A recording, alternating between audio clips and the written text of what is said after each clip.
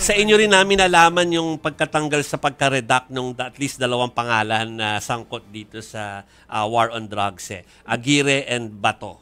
Ano implication nun? Bakit Hindi ako yun. Hindi pala ikaw. Pero nabasa nating lahat. Hindi. Nabasa nating lahat. Nabasa natin lahat. Kumbaga, hindi ako ang nagsalita. Hindi si Atty. Cody. Galing siya Pasensya sa na po, dokumento pasensya ng na. ICC. Pero sabihin, ano yung reaction natin? Yun nga, parang kasi redacted lahat ng names pero biglang merong 2 pangalang lumutang.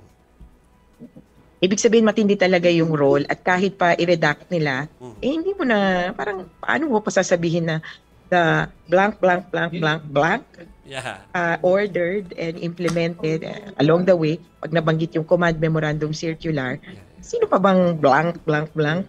Di syempre, isa lang naman pumima dyan si Bato de la Rosa. Kaya, parang unavoidable. And for me, it is a clear indication that warrants of arrest should be issued soonest. The name of Bato de la Rosa has always featured, featured in so many documents of the court, including yung investigation report nila. Si Aguirre pala, alam mo, sinilip ko, nabanggit na yung pangalan niya noon. Pero in the similar context din na, dahil meron siya mga binabanggit, pagka statements, oo, talagang ang mga ganyan, dapat patayin, parang ganon.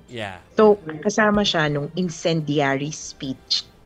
Pero yung act, wala pa akong makita. Kumbaga, may ginawa ba siya? Kunyari, kinover up ba siya?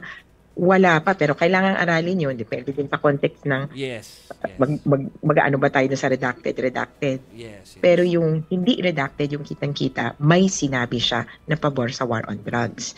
Pero si Bato, may ginawa. Inirmahan yung command memorandum circular Tokhang, tapos nag-implement ng war on drugs. Bilang PNP chief dahil. Bilang PNP chief.